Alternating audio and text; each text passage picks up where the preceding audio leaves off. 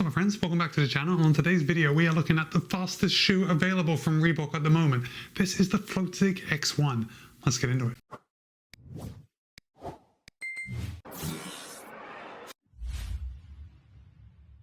Before we get started, the Reebok FLOATZIG X1 was sent to me by Reebok for the purpose of review. However, they haven't told me what to say. They don't have any editorial privileges, and all the thoughts and opinions are my own. With that said, you can pick up a pair of the Reebok FLOATZIG X1 for $200. And of course, I'll place a link in the show notes below in case you want to pick up a pair for yourself. Now, the Reebok FLOATZIG X1 has 33 in the heel, 27 in the forefoot for a 6mm drop. And to be totally honest, I don't know if that stack height includes the insole and the outsole rubber. I actually saw a Reebok rep talking about the shoe, and she said that it was the 33mm stack height, and I knew it had a 6mm drop. Now, the FLOATZIG X1 does fit me true to size, but it fits me true to size in the way Reebok fits me true to size. That is to say, I have to go a whole size down in Reebok compared with most other shoes. So earlier this year in the Reebok FLOATZIG 1 and now in the FLOATZIG X1, I am wearing a US men's size 12. And to be perfectly honest, it is a little tighter than I usually wear my shoes, but it is 100% comfortable, and 13 is just way too big. Now, as far as weight goes, Reebok claims that in the US men's size 9, the FLOATZIG X1 will tip the scale at 9.1 ounces or 258 grams. However, in my size, the US men's size 12, it tips the scale at 12.7 ounces or 361 grams. Now, this is a little problematic because this shoe is a race day shoe, or rather it's made for marathon racing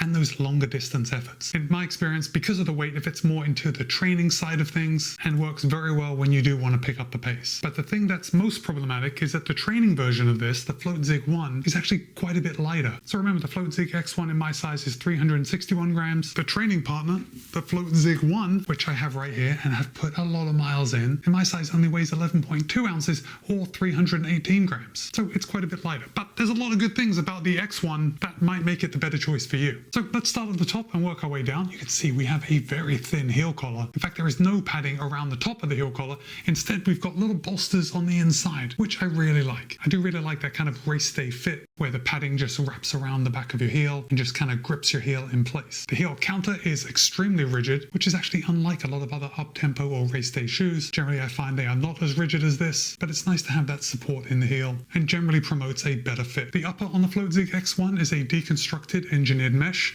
and if I hold this up, I don't know if you can see it, but I'm going to overlay something so you can see just how thin this mesh is. It is beautifully light and wonderfully breathable, which is really important if you're running in a hot place, like I do every single day. It's nice to have an upper that is so paper thin, but also really strong. The X1 does have quite a few overlays. We've got the Reebok branding here, some other overlays with just some designs. Here, coming around the heel and on both the lateral and medial sides of the toe box. The FLOATZIG X1 also features some support bands here on the side, which of course is going to contribute to a nice midfoot lockdown and make sure that upper is hugging the inside of your foot. It works pretty well. I did get a good midfoot lockdown. Of course, we've got the overlays coming along the eyelet chain just to add that extra support, and then we do have the extra eyelet on the back in case you needed to do the runner's knot. So now would be a good time to tell you that while I didn't have to do the runner's knot, I did experience a little heel slip in the X1. And for me at least, after I took my shoes off and I was looking around inside trying to figure out why I was getting any slip, I think it came down to these bolster pads on the inside just not being padded enough. They are very low profile,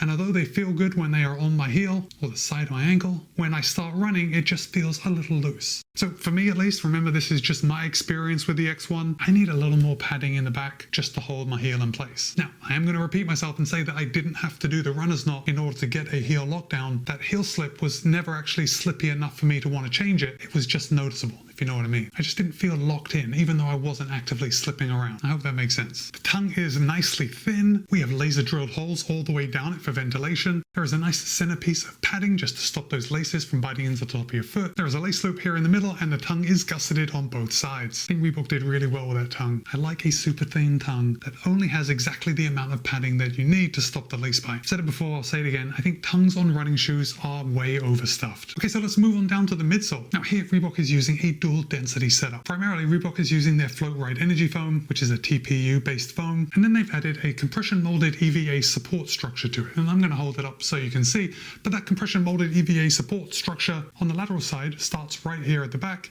It comes around the heel, again still remaining just on the top of the shoe, and then it runs the length of the shoe on the medial side. And basically this is just quite a bit firmer than the Float Right Energy foam, and it's going to give you support and inherent stability. Now, I didn't see it listed anywhere, but I would assume that the X1 X1 has been designed as a neutral running shoe. However, because we've got this compression molded EVA layer here on the medial side, it's going to be very stable. That's exactly how it felt on the run. Just to give you an idea of the difference in the density of the foams, I do have my durometer, and the Float Ride Energy foam is coming in at 21, and the compression molded EVA is coming in at 33. Let me just take another reading. 32, 23. And yeah, there is quite a big difference between the density of this compression molded EVA and the Float Ride Energy foam. Now look, the Float Ride Energy foam has been a favorite of mine for many years. I think it is a nice blend of resiliency and responsiveness. And years ago in my testing of those Float Ride Energy models, I think the 2 and the 3, I was putting a ton of miles in those shoes, and they felt good for the entire life of the shoe. But still, I was a little surprised that Reebok chose to use the Float Ride Energy foam and then compression molded EVA in their top of the line faster shoe. Now it doesn't just end with a foam, because Reebok has totally tuned this shoe with a full length carbon fiber plate.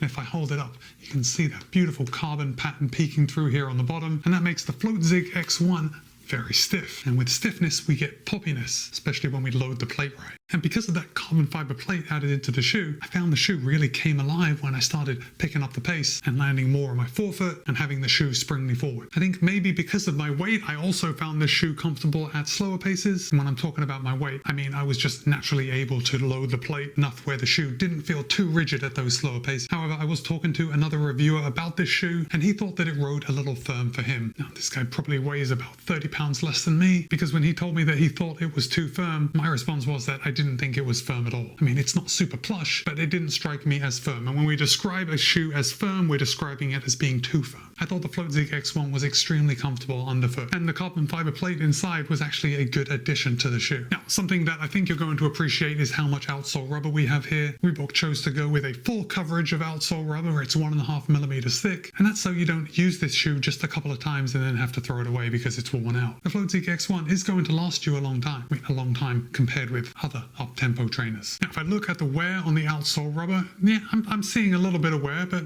you know, I've got some volume in these, although it's really not much at all back on my lateral heel. When I look up on the forefoot, yeah, the forefoot, I'm really seeing nothing. So again, just a little bit of wear here on my heel, but that's totally to be expected. But overall, I think the Reebok FloatZig X1 is a nice addition to the Reebok stable. What I would really like to do is see them cut some weight and come up with a real race day shoe. And can you imagine if we only replaced the Float Ride Energy and the EVA with some kind of PEBA foam, even a PEBA blend, and they could name the shoe the Float Ride Pro. Now, I've got no idea what Reebok has on the drawing board, but if they ever come out with a Float Ride Pro, you know where you heard it first. Now, as far as the price goes, I think $200 is clearly a little steep, but on the other hand, Reebok is always putting their shoes on sale. It seems like we can always get Reebok shoes for a really solid price. So don't read too much into that $200 price tag, and I know it's hard to justify with a carbon plated shoe of this weight, but if you can get it on sale for a bit less, I think this could be a good, protective, and fairly snappy option for those longer training runs. So I'd love to hear your thoughts. Have you run in any of the Reebok FloatZig shoes? Got the FloatZig 1, the FloatZig Adventure, now the FloatZig X1, and would you consider picking up a pair of this FloatZig X1 for the right price, of course? And with that, it's Matt B. This has been my review of Reebok's FloatZig X1. Be kind, be happy, run well. See you in a couple of days.